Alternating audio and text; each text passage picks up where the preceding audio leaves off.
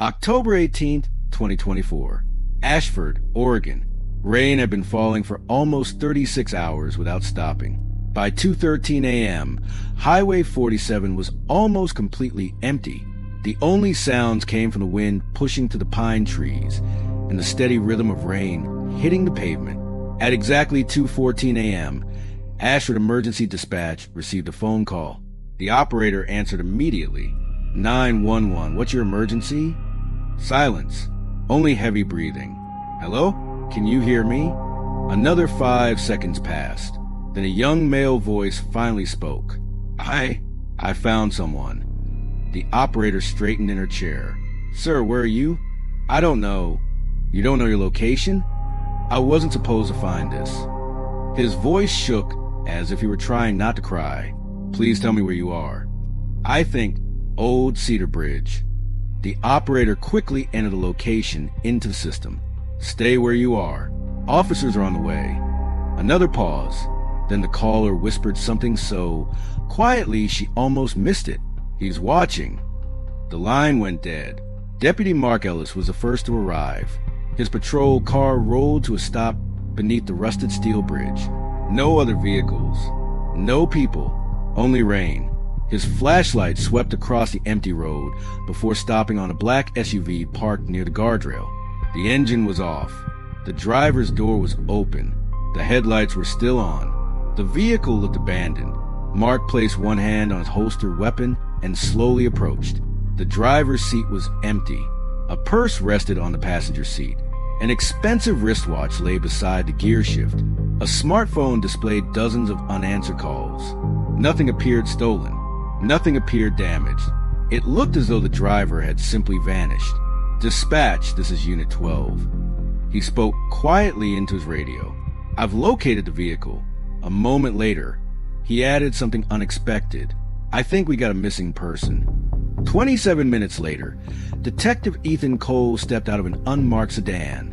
42 years old, 17 years in homicide. He had investigated over 200 violent deaths. He believed crime scenes always told the truth. People lied. Evidence never did. He pulled on a pair of gloves before walking toward the SUV. Everything felt wrong. Not because of what he saw, because of what he didn't. No blood. No signs of a struggle. No broken glass. No footprints around the driver's door. It was as if someone had erased the entire scene.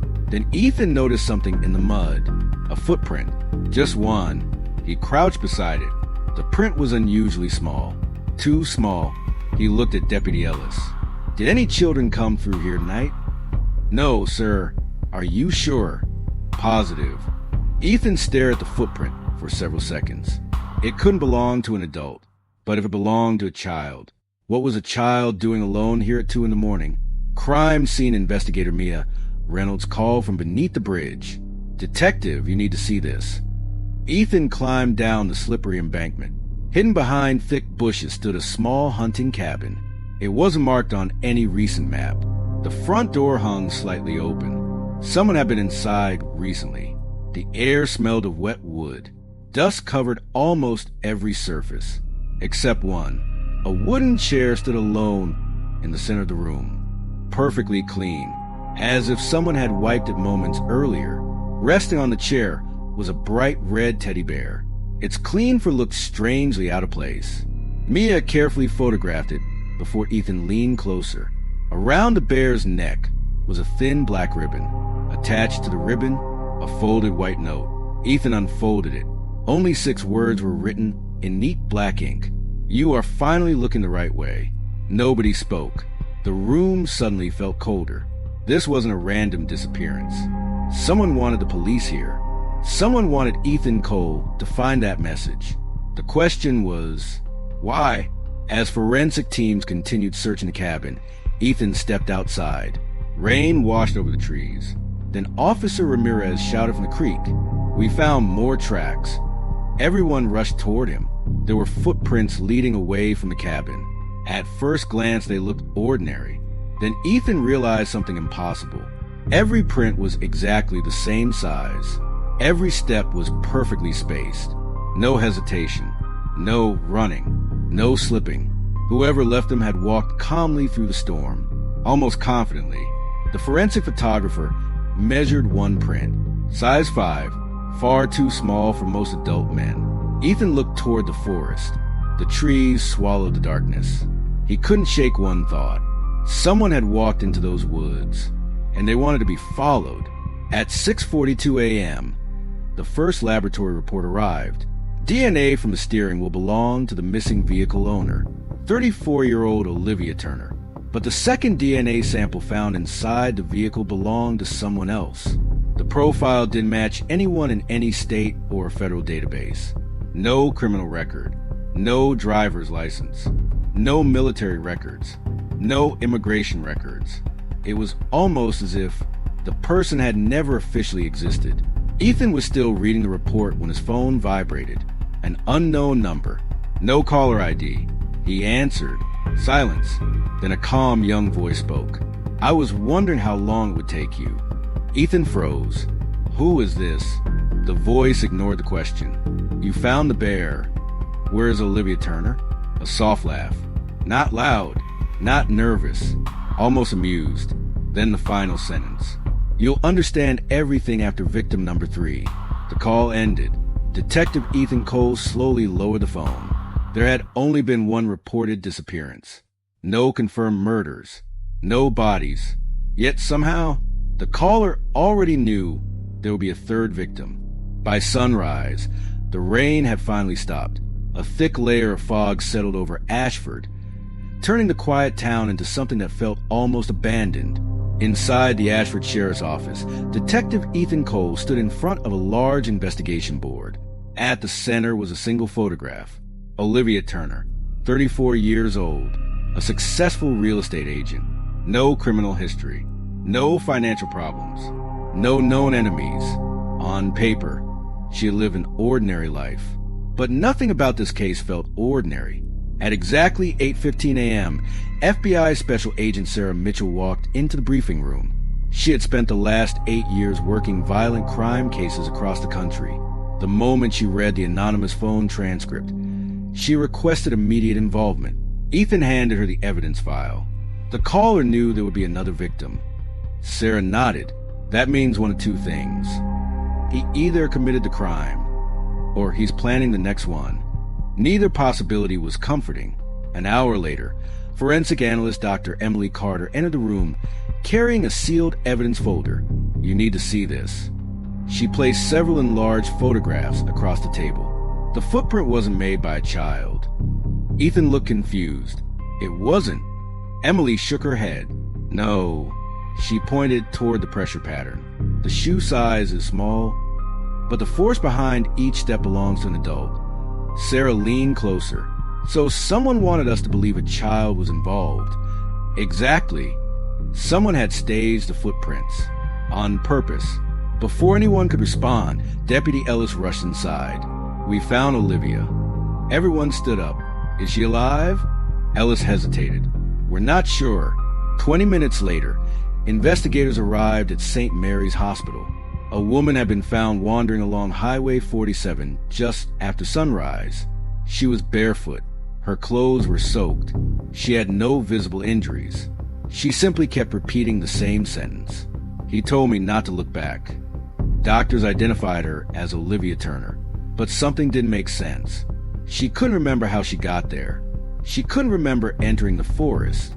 She couldn't even remember driving her own SUV. It was as if the previous 12 hours had been erased. Sarah entered Olivia's hospital room alone. She switched on the recorder. My name is Sarah Mitchell. I'm with the FBI. I just need you to tell me what you remember. Olivia stared at the ceiling. For nearly a minute, nothing. Then she whispered. There was music. Sarah frowned. What kind of music? A music box. It kept playing. I couldn't see anyone, but I knew someone was standing behind me. Sarah waited. Olivia slowly turned toward her. He never spoke loudly. He whispered. What did he say? Olivia's breathing became faster. He said, the first one always survives. The room fell silent. Sarah stopped writing. The first one. Olivia nodded weakly. I asked him what he meant. he said. Because the second one won't. Back at the sheriff's office, Ethan received a phone call from the state crime laboratory. We finished processing the teddy bear. Any fingerprints? No. DNA? None. Ethan sighed. So the killer wore gloves? No. The technician sounded uneasy. We couldn't find any DNA at all. What do you mean? The bear is perfectly clean. Almost too clean. It looks like every microscopic trace was removed. Ethan slowly lowered the phone. Whoever they were hunting, they weren't making mistakes. They were eliminating them. Late that evening, security cameras across downtown Ashford recorded something unusual. At exactly 9:41 p.m., every public camera facing Main Street went black. Not one, not two, all 14. The outage lasted exactly 53 seconds. When the video returned, a man was standing in the middle of the empty intersection. He wore a dark hooded jacket. His face remained hidden beneath the hood. He never looked toward the cameras. He simply stood there, motionless, in his left hand, the same red teddy bear. Then he slowly raised his right arm and pointed directly toward the sheriff's office. Seconds later, he disappeared into the darkness. By the time officers arrived, the street was empty. No footprints, no witnesses, no vehicle, nothing except a small white envelope lying in the center of the road. Inside was another handwritten note, only 5 words. You're already too late, detective. At that exact moment, Ethan's phone rang. A known number.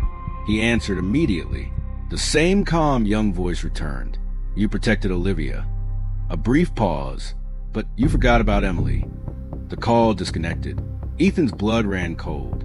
Dr. Emily Carter had been working alone at the county morgue. The drive to the county morgue took less than 7 minutes. Neither Ethan nor Sarah spoke. The only sound inside the SUV was a steady hiss of rain against the windshield. The anonymous caller's final words echoed in Ethan's mind. You protected Olivia, but you forgot about Emily. Whoever was behind the calls wasn't guessing. He knew exactly where every investigator was. And somehow, he always seemed one step ahead. The parking lot outside the morgue was completely empty. Only Dr. Emily Carter's silver sedan remained. Its headlights were still on. The driver's door was wide open. Ethan reached for his sidearm before stepping out of the vehicle. Sarah did the same. The front entrance wasn't locked. That alone was unusual. Emily never left the building unsecured. The automatic lights flickered as they walked inside. Everything looked normal. The reception desk, the waiting area, the long hallway leading toward the examination rooms. Then Ethan noticed something. A faint melody. It was almost impossible to hear. A slow, childlike tune, like a tiny music box playing somewhere in the darkness. Sarah stopped walking. Do you hear that? Ethan nodded. Without saying another word, they followed the sound. It grew louder with every step. The melody finally led them to examination room 3. The door was slightly open. Ethan pushed it gently. The room was empty. The stainless steel examination table stood in the center. The lights were on. Emily wasn't there. Only a small wooden music box rested on the table. Its lid slowly turned. The melody continued. Sarah carefully approached it. Don't touch it, Ethan warned. Before either of them moved closer, the music suddenly stopped. Silence. Then, a loud metallic click echoed through the room. Everyone froze. Officer Ramirez, who had just entered the hallway, shouted, Detective! Ethan turned. A narrow storage door at the end of the corridor slowly opened by itself. The darkness behind it seemed endless. Ramirez aimed his flashlight inside. Nothing. No movement. No sound. Just shelves filled with medical supplies. Then the beam landed on the floor. A single envelope. Perfectly dry. As though it had been placed there only seconds earlier. Inside was another handwritten note. This one contained only a single sentence. You're searching the wrong building. Sarah looked at Ethan. What does that mean? Before he could answer, his phone vibrated. Another unknown number. He answered immediately. I know you're listening." The calm young voice returned. "No," the caller replied. "I'm watching." The call ended. Ethan sprinted toward the front entrance. Outside, nothing. No cars. No pedestrians. No movement. Only the sound of wind moving through the trees. Yet someone had called less than 10 seconds earlier. Someone close enough to know exactly what was happening inside. Back at the sheriff's office, technicians recovered surveillance footage from every camera surrounding the morgue. Hour after hour, they reviewed the recordings. Nothing. No suspicious vehicles. No masked stranger. No hooded figure. Then Sarah noticed something almost everyone else had missed. At 9:58 p.m., exactly 3 minutes before Ethan received a phone call, every security camera captured the same teenage boy riding a bicycle past the building. Gray hoodie, baseball cap, headphones around his neck. He never looked toward the cameras. He looked completely ordinary. 1 minute later, he appeared on another camera. But something was wrong. The timestamp showed he had somehow reached the opposite side of the property in less than 15 seconds. That was impossible. Not on a bicycle. Not even in a car. Sarah replayed both clips again. The clothing matched. The bicycle matched. Even the backpack was identical. Yet the timing made no sense. She quietly spoke. "Either our clocks are wrong, or we're looking at two different people." Ethan leaned closer to the monitor. For the first time since the investigation began, he wasn't looking for one suspect anymore. He was looking for two. And somewhere in Ashford, someone wanted him to realize exactly that. Ethan stared at the surveillance footage for nearly 5 minutes. The room remained silent. No one wanted to say what everyone was thinking. Two identical teenagers, the same clothes, the same bicycle, appearing on opposite sides of the property only seconds apart. It wasn't possible, unless someone wanted them to believe it wasn't. Sarah leaned back in her chair. What if the cameras were manipulated? The forensic technician immediately shook his head. "We checked. No missing frames. No edits. No digital tampering. It's the original footage." Ethan crossed his arms, then explained how one kid covered half a mile in 15 seconds. No one answered. At 11:32 p.m., another report arrived. This one came from the Oregon State Crime Lab. The unknown DNA recovered from Olivia Turner's SUV had finally produced a partial match. Not to a person, to a family. The profile shared several genetic markers with the Hayes family. A family that no longer existed. Sarah looked up from the report. The Hayes family died 14 years ago. Ethan frowned. "I remember that case. A house fire. Parents. One daughter. One son. Everyone listed as deceased." Sarah slowly slid an old newspaper across the table. The headline read, "Local family of 4 killed in house fire." A faded photograph showed a smiling couple standing beside 2 young children. The little girl couldn't have been older than 8. The boy looked around 10. Ethan froze. He pointed at the boy. "I've seen him before." "Where?" "The security footage." Sarah looked at the newspaper, then back at the screen. The resemblance was impossible to ignore. Same eyes, same jawline, same posture. But there was one problem. According to every official record, that boy had died 14 years earlier. By midnight, Ethan and Sarah were driving toward the remains of the old Hayes property. The fire had destroyed almost everything. Only the stone chimney still stood. Nature had slowly reclaimed the land. Tall grass covered the foundation. Trees surrounded what had once been a family home. Officer Ramirez aimed his flashlight toward the collapsed basement. "Detective, you should see this." Someone had been there recently. Fresh footprints crossed the wet soil. Not dozens, only one set. The prints led directly toward the basement stairs. Ethan descended carefully. Each wooden step groaned beneath his weight. At the bottom, the air felt strangely warm. His flashlight swept across broken furniture, collapsed beams, burned walls, then stopped. Someone had painted a symbol on the concrete wall, a black circle. Inside it, 3 straight lines. Sarah immediately photographed it. "What does it mean?" Ethan slowly shook his head. I've never seen it before. But that wasn't the only surprise. Beneath the symbol sat an old metal box. The lock had already been broken. Inside were newspaper clippings. Every clipping involved an unsolved disappearance. Different years, different states, different victims. Yet every article had one thing in common.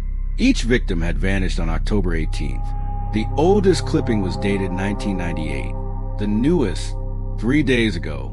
Sarah quietly counted them. There are 12. Ethan looked at the dates again. 12 disappearances. 12 different cities. He swallowed hard. This didn't start in Ashford. Back at the sheriff's office, Lucas Bennett, a local investigative journalist, was waiting outside. He had been calling Ethan all evening. This time, he refused to leave. "I have something you need to see." Ethan almost ignored him. Almost. Lucas handed him a worn leather notebook. It belonged to my father. He investigated the Hayes fire. Ethan opened the first page.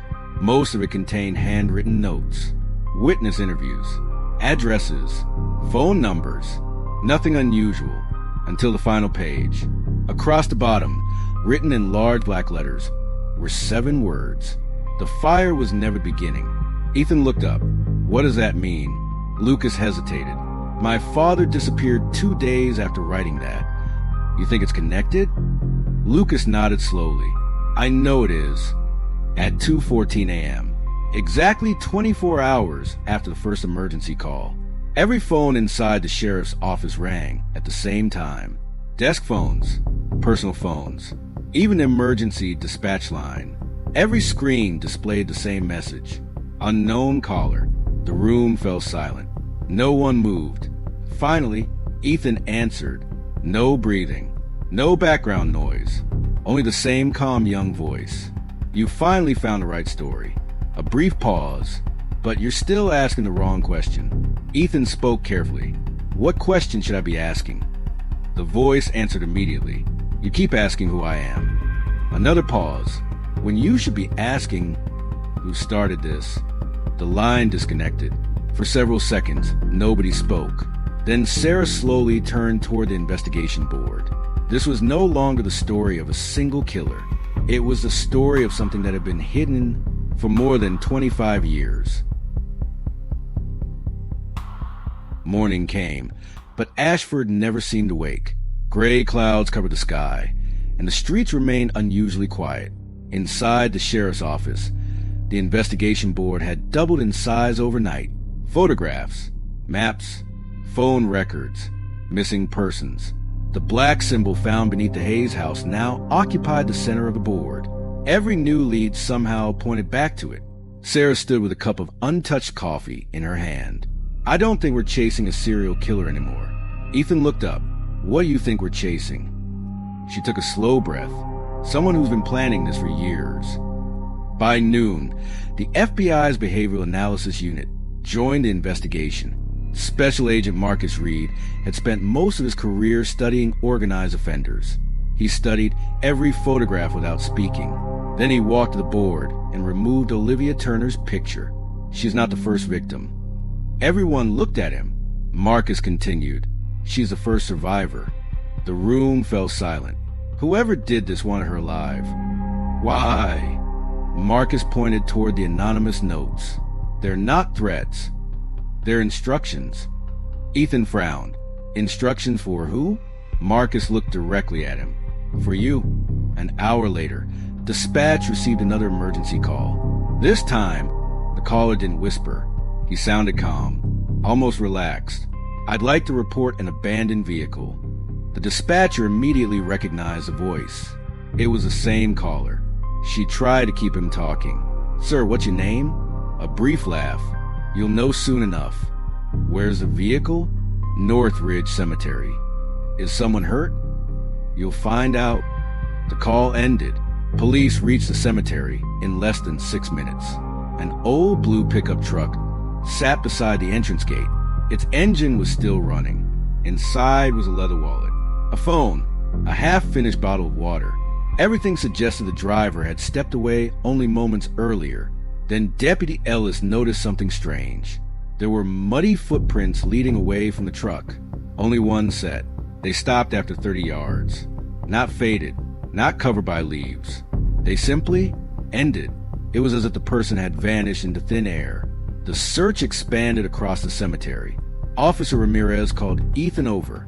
I found something. Near one of the oldest gravestones lay a small cassette recorder. The tape was already playing. Ethan pressed rewind. A man's frightened voice filled the quiet cemetery. If anyone finds this, my name is David Mercer. I don't think I'm going to make it. Heavy breathing. I've been following the symbol for 8 months. I thought I was investigating disappearances. I was wrong. Another pause. They're not choosing victims. They're choosing witnesses. The recording suddenly cut off. No scream. No struggle. Just silence. Marcus looked toward Ethan. Who's David Mercer? Nobody knew. The name wasn't in any police database connected to the case. Back at headquarters, technicians searched federal records. 30 minutes later, one result appeared. David Mercer wasn't a detective. He wasn't a journalist. He wasn't even law enforcement. He was a documentary filmmaker. For the last 3 years, he had been traveling across the country investigating unsolved disappearances. His family reported him missing 9 months earlier. No body had ever been found. Sarah slowly closed the file. He wasn't investigating one case. He was investigating all of them. That evening, Ethan finally decided to examine Lucas Bennett's notebook more carefully. Most pages were ordinary. Addresses, witness names, dates. Then he noticed something unusual. Several page numbers were missing, not torn out recently, removed years ago. Lucas stared at the notebook. I never noticed that. Ethan counted them. 7 missing pages. Exactly 7. Almost as if someone had deliberately removed a specific section. Marcus looked at the spine. Not someone. The person who owned this notebook. You think Lucas's father removed them? Marcus nodded. Or he hid them. At 8:47 p.m., another package arrived at the sheriff's office. No return address. No fingerprints. Inside was an old Polaroid photograph. The image showed a group of children standing in front of an elementary school. The picture had been taken sometime in the late 1990s. Most of the faces were smiling, except one, a boy standing alone in the back row. Someone had drawn a black circle around his face. On the back of the photograph were 4 handwritten words. He remembers everything. Ethan slowly turned the photo over again. His heartbeat quickened because he had seen that face before. Not in a database. Not in a newspaper. Not on a security camera. He had seen it earlier that day, inside the Hayes family photograph. The same boy, the same eyes, the same expression. Only now one question mattered. If the record said he died 14 years ago, who had been mailing photographs of him yesterday? The following morning, Ethan requested every surviving school record connected to the Hayes family. Most of the files had been moved into state archives years earlier. Attendance records, medical forms, class photographs, teacher evaluations. Nothing unusual, until one folder arrived without a student name. Only a number, student 17. There was no birth certificate, no emergency contact, no enrollment application. Just 4 years of perfect attendance records. Sarah frowned. Every student has a file. Marcus nodded. But not every file has a student. Inside the folder was a single photograph. A classroom from 1998. 21 children. 1 teacher. Every child had a name written beneath their picture, except one. The boy in the back corner. His space was blank. No name. No identification. Nothing. Ethan looked at the attendance sheet. Every morning, the teacher had marked one student with a small black instead of check mark. Student 17. What does it mean? Sarah asked. No one knew. An elderly woman named Margaret Holloway had taught at Ashford Elementary for nearly 30 years. She agreed to meet the investigators that afternoon. The moment Ethan placed the classroom photograph on the table, her smile disappeared. She stared at the picture for several long seconds.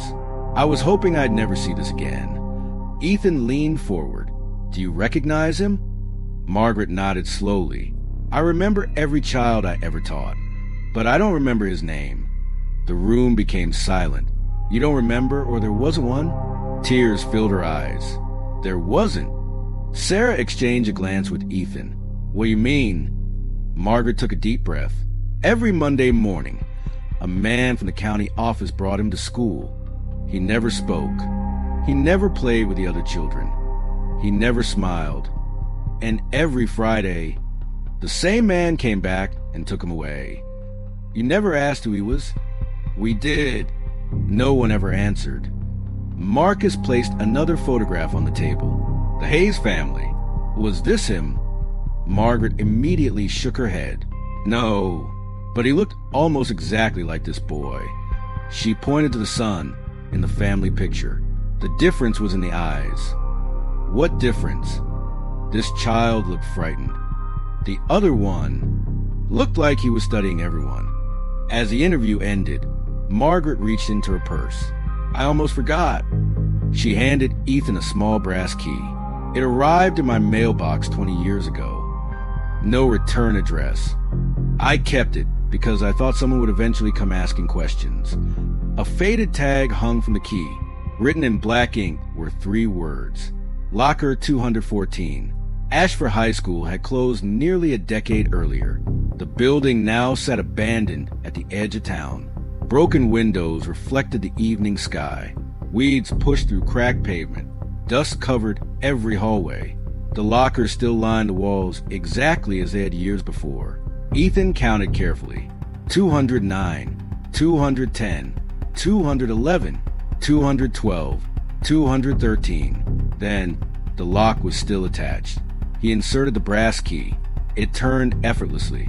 The metal door creaked open. Inside sat only one object, a small cassette tape. Nothing else. Sarah carefully placed it into a portable recorder.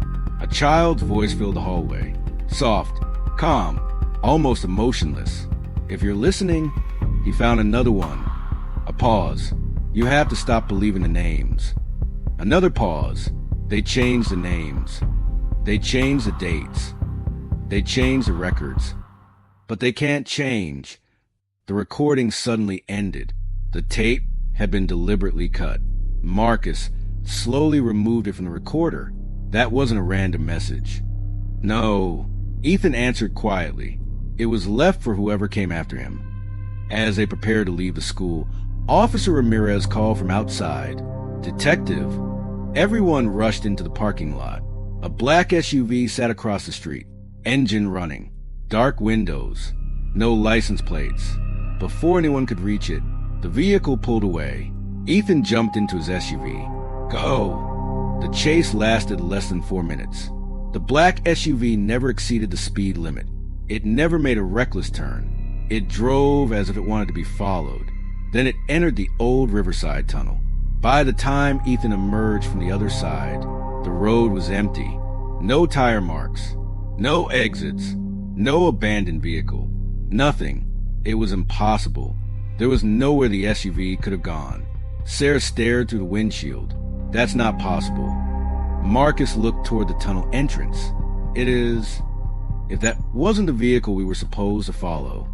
Ethan's phone vibrated. Unknown caller. He answered immediately. The familiar young voice spoke before he could say a word. Wrong tunnel. A brief silence. Then the caller whispered one final sentence. "You've been following the bait." The line went dead. For the first time since the investigation began, Ethan realized something terrifying. Every discovery, every clue, every chase had happened exactly where the killer wanted it to happen. By the afternoon of October 19th, the investigation had already taken a direction no one had expected. What started as a missing persons case was quickly becoming something far more disturbing. Investigators were no longer looking for a single suspect. They were trying to understand a pattern that appeared to stretch back more than 25 years. The old Hayes family file became the center of attention. Official records claimed the family had died in a house fire 14 years earlier. Yet multiple pieces of evidence suggested at least one member of that family had survived. The question was, why had every official document insisted otherwise? Detective Ethan Cole requested access to the original fire investigation. Within 2 hours, the archived evidence boxes arrived from Salem. Most of the contents were exactly what he expected. Photographs, witness statements, insurance reports, fire department records. Nothing unusual until he reached the final folder. Inside was the coroner's report. According to the report, 4 bodies had been recovered from the burned house. 2 adults, 1 teenage girl, 1 young boy. At first glance, everything appeared consistent. But forensic examiner Dr. Emily Carter noticed something almost immediately. The dental records for the young boy were missing. That alone wasn't unusual. Older cases often contained incomplete files. But the fingerprints were missing as well. So was the DNA report. In fact, there was nothing that actually confirmed the child's identity. Only a handwritten note stating that the remains had been identified based on their location inside the house. Emily slowly closed the folder. If this report were submitted today, it would never be accepted. Ethan looked up. You think they identified the wrong body? Emily didn't answer immediately. Instead, she turned another page. There, buried beneath dozens of technical notes, was a sentence no one had noticed for 14 years. Body 4 could not be positively identified due to extensive thermal damage. The room fell silent. Body 4, the boy, Sarah Mitchell, leaned closer. So the child may never have been identified. Emily nodded. Exactly. If someone wanted the world to believe he died, this report would have made it very easy. For the first time since the investigation began, the impossible suddenly became possible. The boy from the Hayes family may never have died at all, but if he survived, where had he been for 14 years? Before anyone could answer that question, another discovery changed everything. A forensic technician entered the room carrying Olivia Turner's recovered cell phone. We finally unlocked it. The phone had remained untouched since the night she disappeared. Most of the data looked ordinary. Family photographs, work emails, restaurant reservations. Nothing connected her to violent crime. Then investigators noticed something strange. At exactly 1:52 a.m., just 22 minutes before the first 911 call, Olivia had received a text message from an unknown number. The message contained no words, only a set of GPS coordinates. When technicians entered the coordinates into a map, everyone recognized the location immediately. It pointed directly to Old Cedar Bridge, the exact place where her SUV had been found. Sarah frowned, so she went there willingly. Apparently, she hadn't been kidnapped. She had been invited. The mystery only deepened when technicians searched for previous communication with the same number. There wasn't any. No calls, no texts, no emails, nothing. It was as if the sender had appeared out of nowhere, only to disappear again moments later. Ethan quietly repeated the coordinates to himself. Someone had wanted Olivia at that bridge. Not hours before, not days before. Exactly 22 minutes before the first emergency call. That level of precision wasn't random. It was planned. Every minute, every movement, every decision. And if the caller could predict Olivia's actions that accurately, perhaps he had also predicted the investigators. The evidence no longer suggested a killer who reacted to police. It suggested someone who expected every move they would make. Someone who had already planned the next step. Long before Detective Ethan Cole ever received that first phone call, by the evening of October 20th, investigators had stopped asking whether the evidence had been staged. They already knew it had. The real question was why. Every clue had been placed where police would eventually find it. Not too early, not too late. Exactly when the investigation needed another push. Whoever was responsible wasn't simply hiding from detectives. He was directing them. That realization changed everything. Instead of asking where the killer would strike next, Detective Ethan Cole began asking a different question. What was he trying to distract them from? For the first time since the investigation began, Ethan ordered every piece of evidence to be arranged by time instead of location. Photographs covered an entire conference room wall.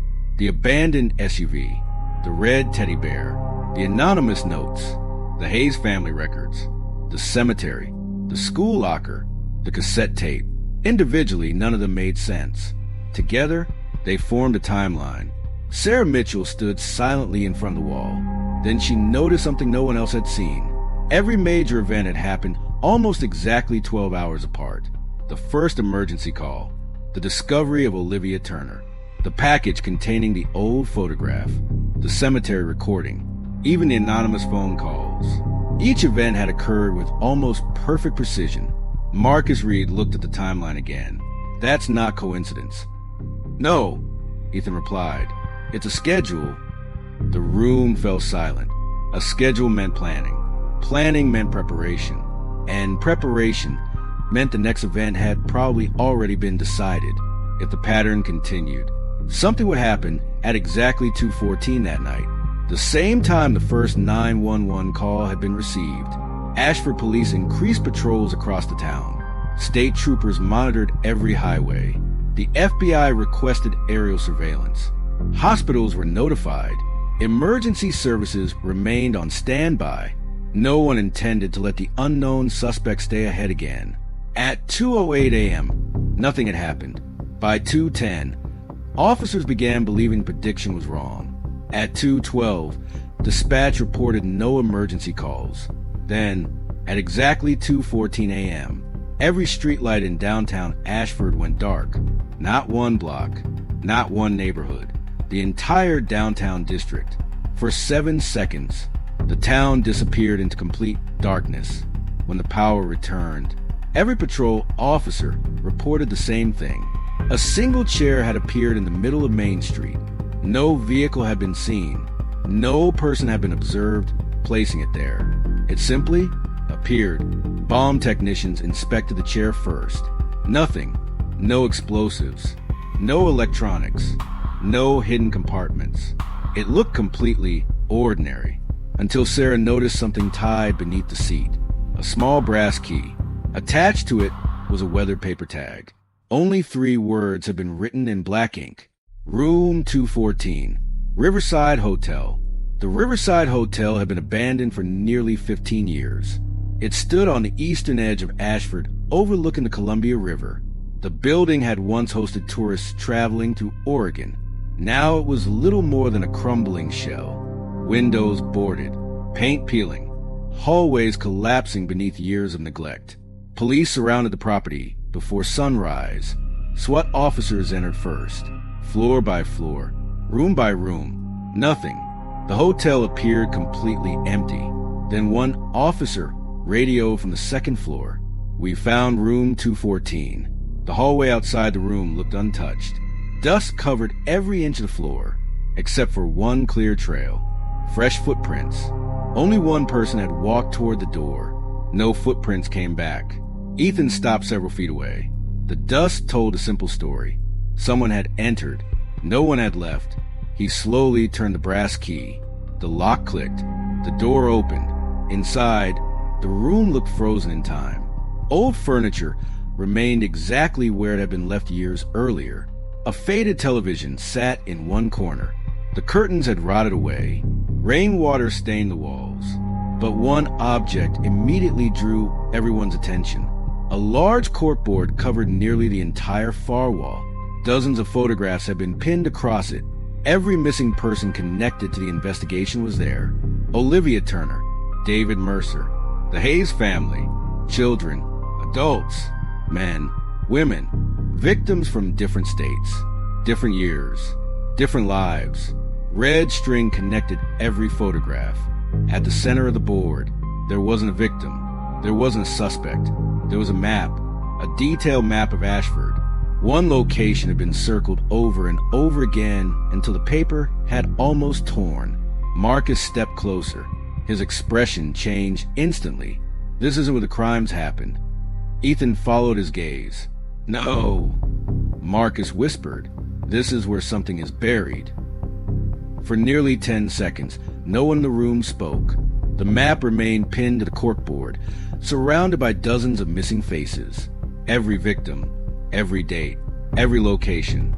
All of them pointed back to one place, Blackwood Reservoir, an abandoned water reservoir nearly 12 miles outside Ashford. It had been closed since 2006 after structural engineers declared the dam unsafe. Since then, the area had slowly disappeared from public memory. No tourists, no fishermen, no maintenance crews, nothing. Marcus folded his arms. If someone wanted to hide something for decades, this would be the perfect place. Less than 30 minutes later, a convoy of FBI vehicles was heading toward Blackwood Reservoir. The road became narrower with every mile. Broken guardrails lined the mountain pass. Fog drifted across the pavement. By the time the convoy reached the entrance gate, daylight had barely broken through the clouds. The rusted chain blocking the access road had already been cut. Not years ago. Recently, someone had entered. The search team split into 3 groups. Drone operators launched thermal cameras into the surrounding forest. 9 units searched the shoreline. Detective Ethan Cole and Sarah Mitchell followed the old service road leading toward the dam. Everything felt abandoned. Concrete walls cracked with age. Rust covered every railing. Weeds pushed through the pavement. Then Sarah noticed something unusual. Fresh tire tracks. They couldn't have been more than 24 hours old.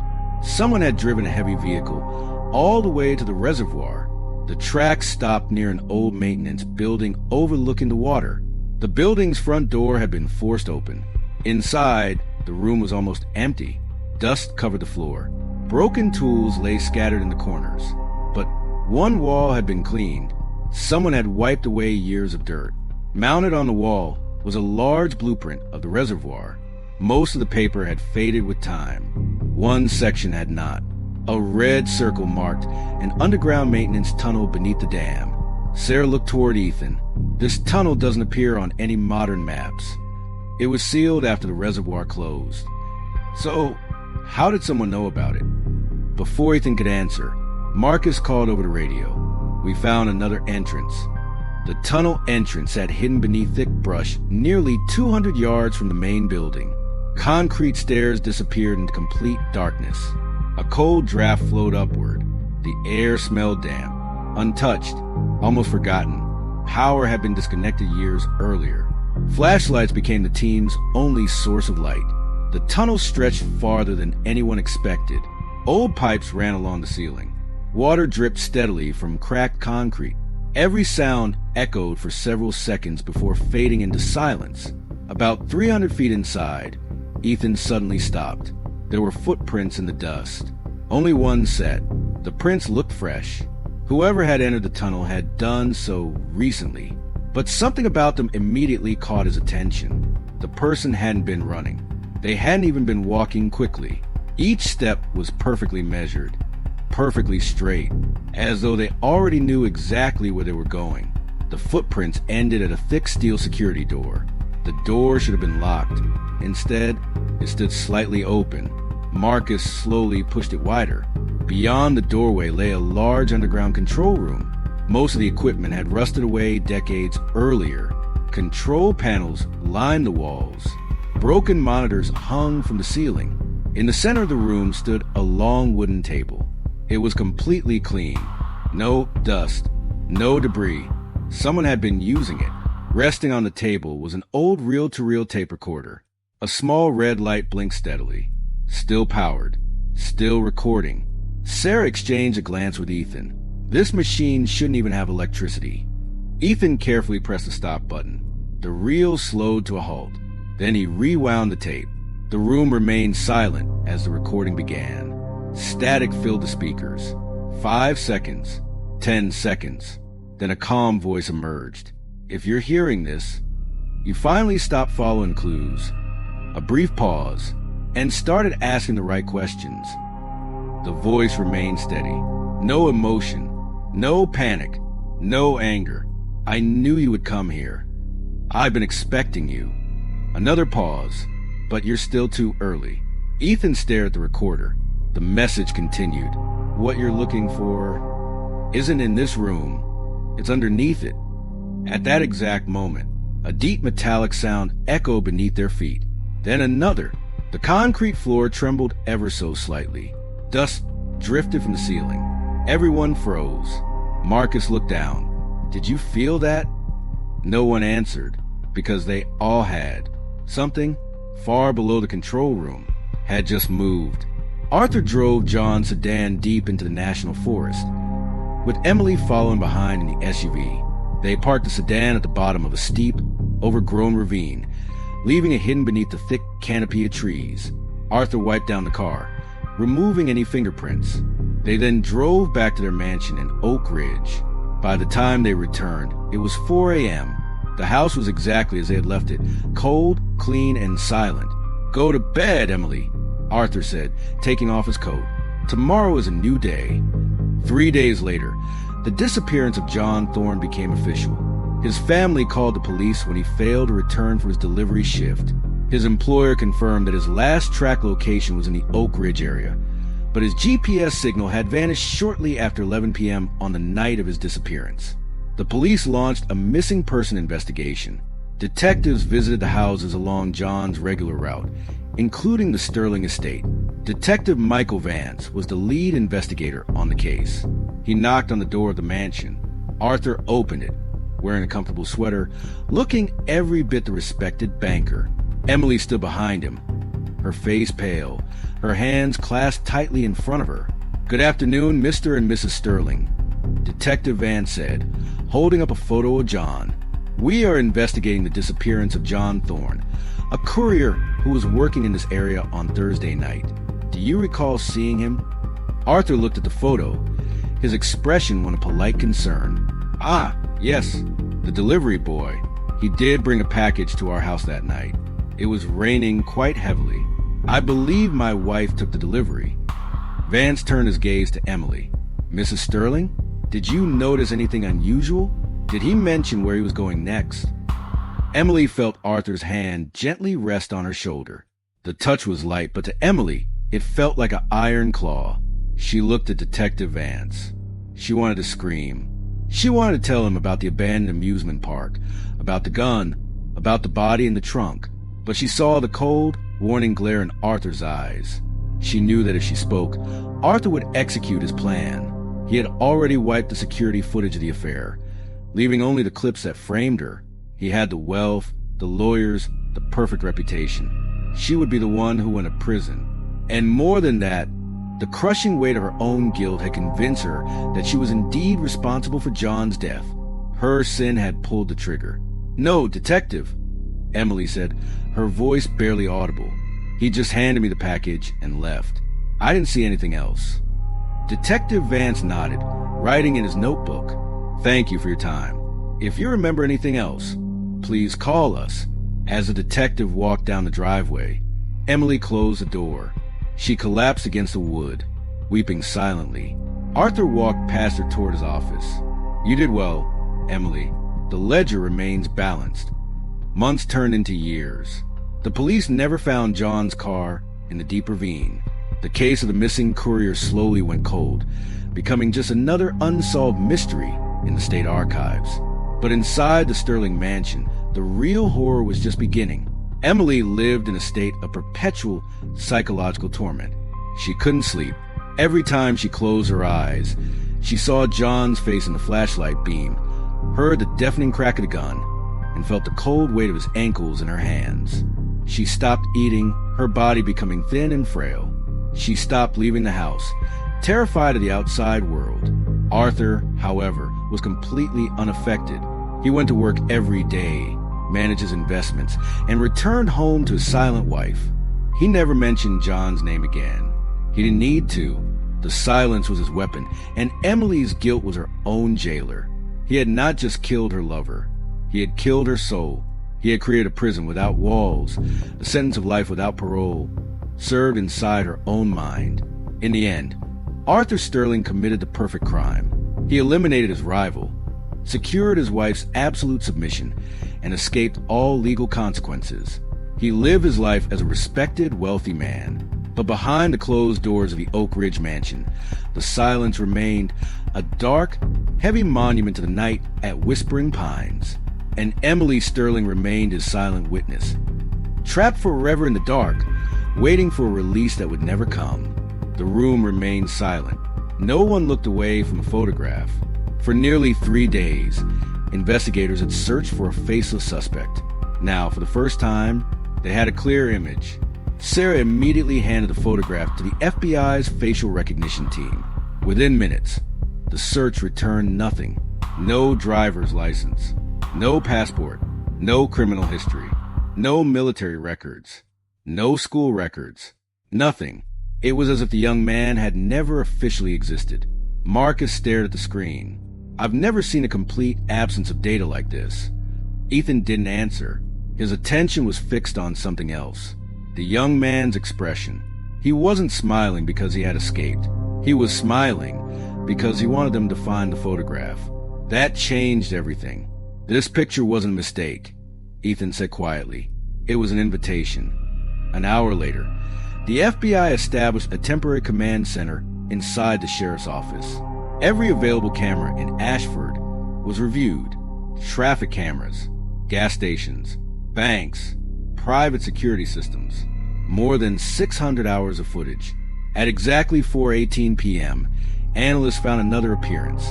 The same gray hoodie, the same backpack, the same calm walk. He entered a small convenience store on the west side of town. He bought a bottle of water, paid in cash, looked directly into the security camera, then walked away. Nothing about his behavior suggested panic. He looked like someone who expected to be recognized. Store employees remembered him immediately. He was polite. He smiled. He even held the door open for another customer. No one noticed anything unusual until investigators reviewed the receipt. The purchase had been made exactly 3 minutes before Olivia Turner disappeared. He couldn't have been in two places at once, unless he wasn't working alone. That possibility forced investigators to review every piece of evidence again. Marcus placed two timelines side by side. The first showed confirmed sightings of the young man. The second showed every anonymous phone call. They overlapped perfectly. Impossible. The calls had originated miles away. Someone else had made them. There are at least two people, Sarah concluded. Ethan slowly shook his head. No, everyone looked at him. If there were two, they would have made a mistake. They never have. Marcus frowned. So what's your theory? Ethan looked back at the photograph. I think we're looking at one person and one storyteller. The room fell quiet. Someone had committed the crimes. Someone else had built the illusion. Every note, every phone call, every carefully planted clue, every dramatic reveal. The investigation itself had been manipulated, not just by violence, but by narrative. Someone wanted the detectives to follow a story, not the truth. Late that evening, a technician entered the command center, carrying one final piece of evidence recovered from the underground archive. It was an old VHS tape. There was no label, no date, no fingerprints. The tape had been carefully preserved. They connected an aging VCR to a monitor. Static filled the screen. Then the image slowly appeared. A living room, a family sitting together. The recording timestamp read, October 18th, 1998. The Hayes family, alive, laughing, completely ordinary. The camera moved slowly across the room. The father, the mother, the daughter, the young boy. Then the camera kept moving into the hallway, toward a mirror. For a brief moment, the person holding the camera became visible in the reflection. It wasn't the father. It wasn't the mother. It wasn't one of the children. It was another boy, around the same age, standing silently behind the camera, watching the family, watching all of them. Sarah paused the tape. Who is that? No one answered, because that face didn't appear in any family photograph, didn't appear in any school record, didn't appear in any official document. Yet, somehow, he had been inside the house before the fire. The camera continued playing. A child's voice could be heard just before the recording ended. Only 6 words. Don't tell them I'm here. The tape suddenly stopped. The room fell completely silent. Ethan stared at the frozen frame. For the first time since this investigation began, he wasn't asking who the killer was. He was asking a far more dangerous question. who was the invisible child. The VHS tape was sent to the FBI's Digital Forensic Laboratory before sunrise. Investigators hoped modern enhancement software could reveal the face of the unidentified boy more clearly. Instead, the analysis revealed something no one expected. The tape had never been edited. There were no missing frames, no visual manipulation, no signs of tampering. Whoever the boy was, he had truly been inside the Hayes family home on October 18, 1998. For 26 years, no one had noticed him. By noon, every surviving witness connected to the Hayes family had been interviewed again. Most remembered the fire. Some remembered the funeral. Others remembered the newspaper headlines. But when investigators showed them the enhanced frame from the videotape, the answers became strangely consistent. I've never seen that boy. I don't remember him. He wasn't there, yet he clearly was. The evidence proved it. Memory did not. Marcus Reed quietly wrote 2 words across the whiteboard. Selective memory. Someone hadn't erased records. Someone had erased attention. Sarah Mitchell requested every photograph taken at the Hayes funeral. More than 100 images were recovered from newspaper archives and family albums. Most showed grieving relatives gathered beneath gray skies. Then one photograph stopped everyone in the room. Near the back of the cemetery, far from the mourners, a teenage boy stood beneath a large oak tree, hands in his pockets, gray jacket, watching the ceremony, watching the investigators, watching everyone. No one around him seemed to notice he was there. The image had been printed in a local newspaper 26 years earlier. Thousands of people had seen it. Not one person had ever asked who he was. That afternoon, Ethan returned alone to the abandoned Riverside Hotel. Not because he expected to find new evidence, because he wanted to understand the person behind it. Every clue had been carefully designed. Every discovery had been timed.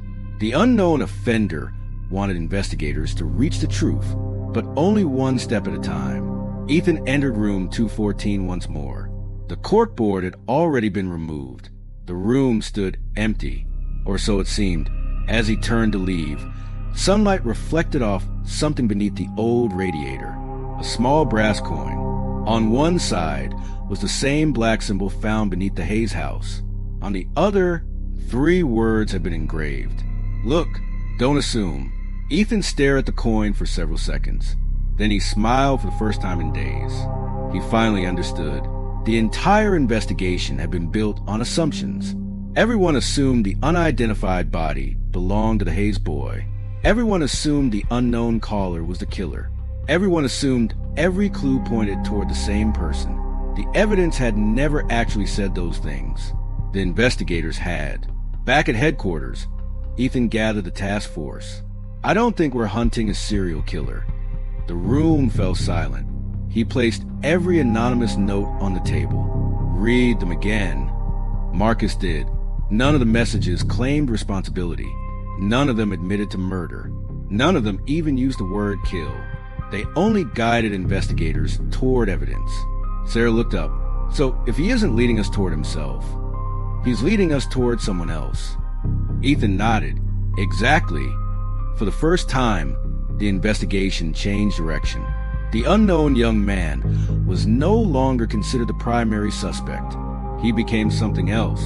A witness, a messenger, or perhaps the only person trying to expose a truth buried for decades. Outside, storm clouds gathered over Ashford once again. The mystery wasn't over. In many ways, it had only just begun. 3 days later, the investigation reached a standstill. No new disappearances, no anonymous phone calls, no handwritten notes. For the first time since the case began, the silence itself became suspicious. Detective Ethan Cole couldn't shake the feeling that someone was waiting, not hiding, waiting. Then, at exactly 2:14 a.m. on October 24th, Ashford Emergency Dispatch received another call. This time, the caller didn't whisper. He sounded calm, almost relieved. I think you're finally ready.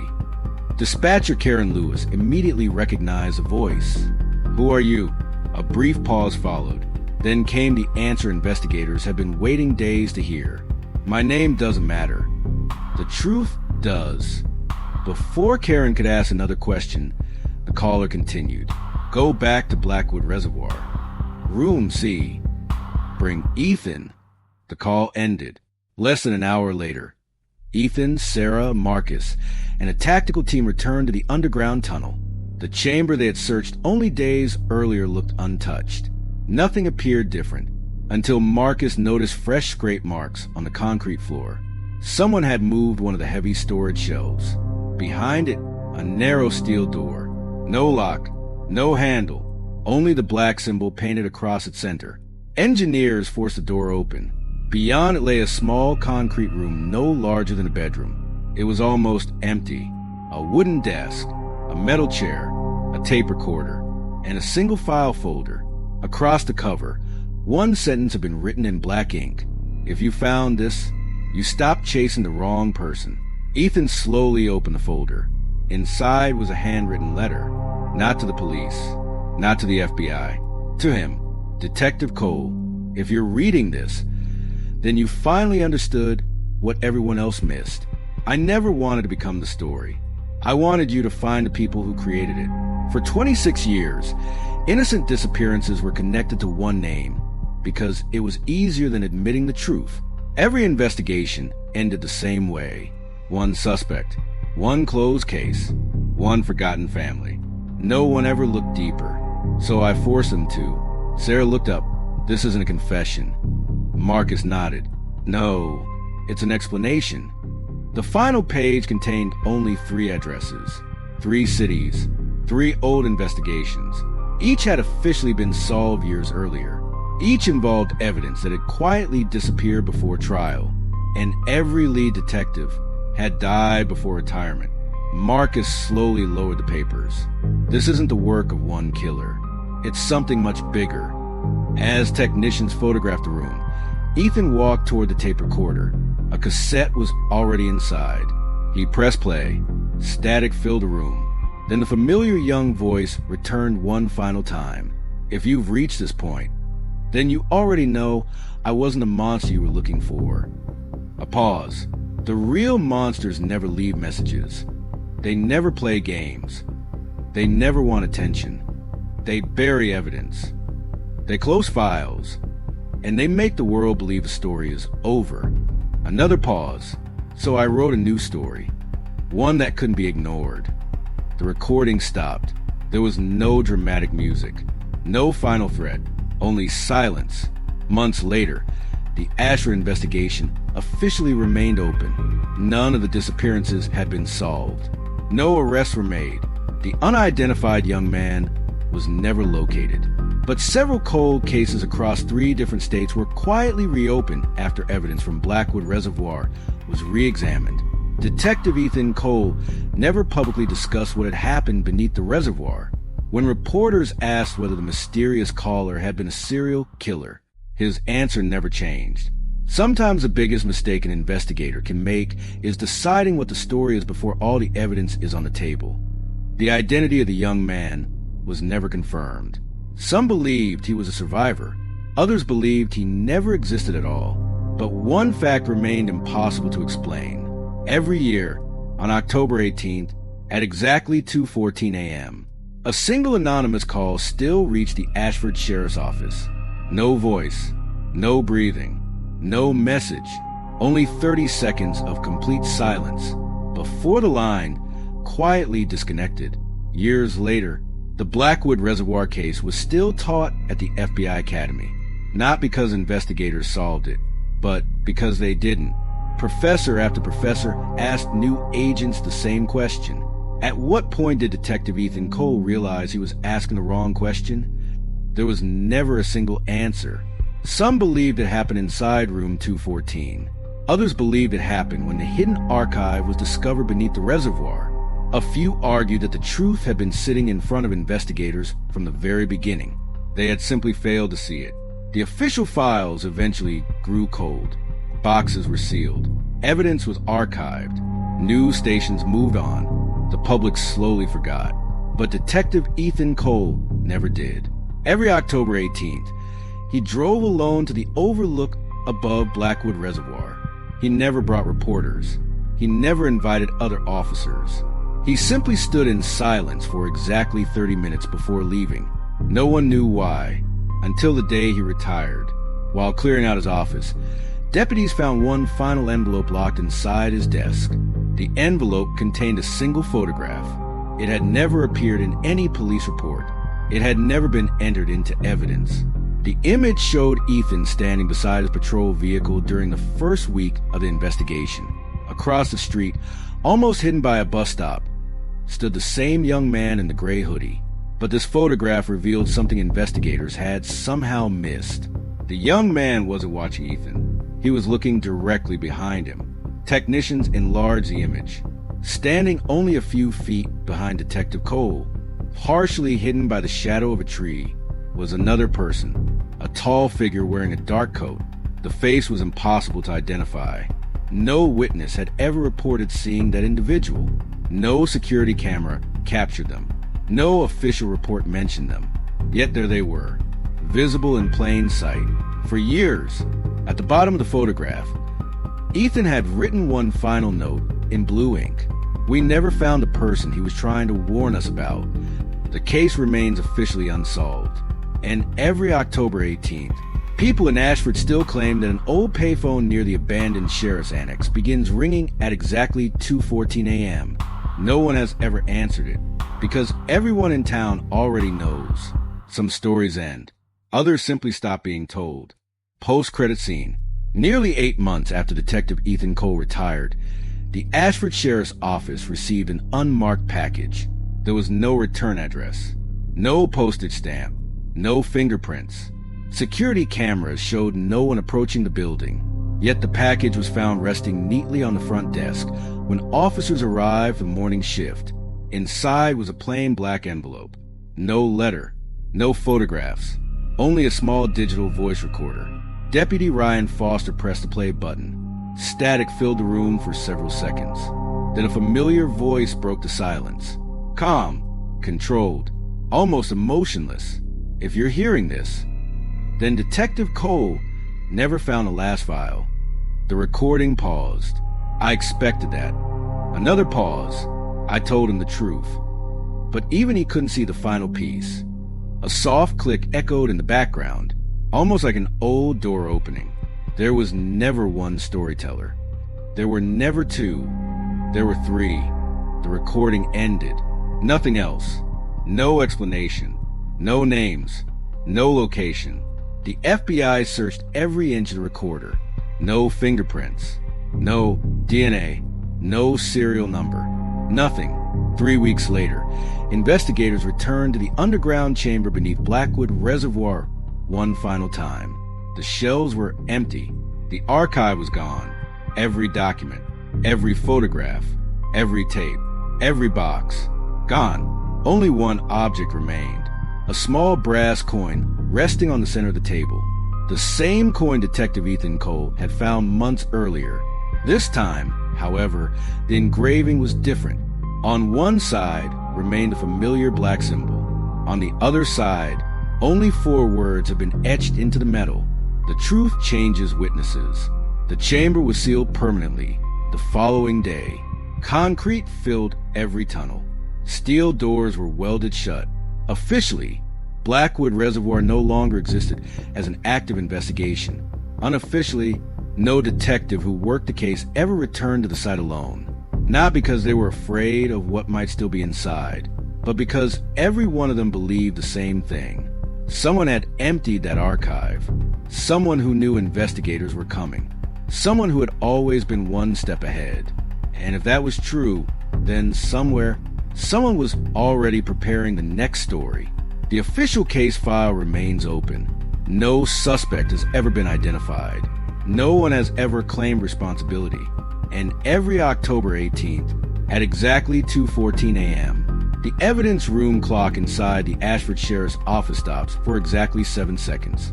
Technicians have replaced the batteries, replaced the wiring, even replaced the clock itself.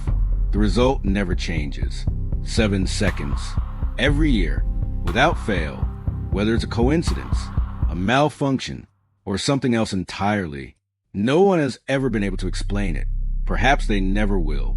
1 year later, October 18th, 2025, 2:13 a.m., Ashford looked exactly as it had 1 year earlier. Cold rain, empty streets, a silent town that seemed to be holding its breath. Inside the sheriff's office, Deputy Ryan Foster glanced at the wall clock. He remembered every detail of the Blackwood investigation. Every officer in the building did. No one spoke about it anymore, not after what had happened.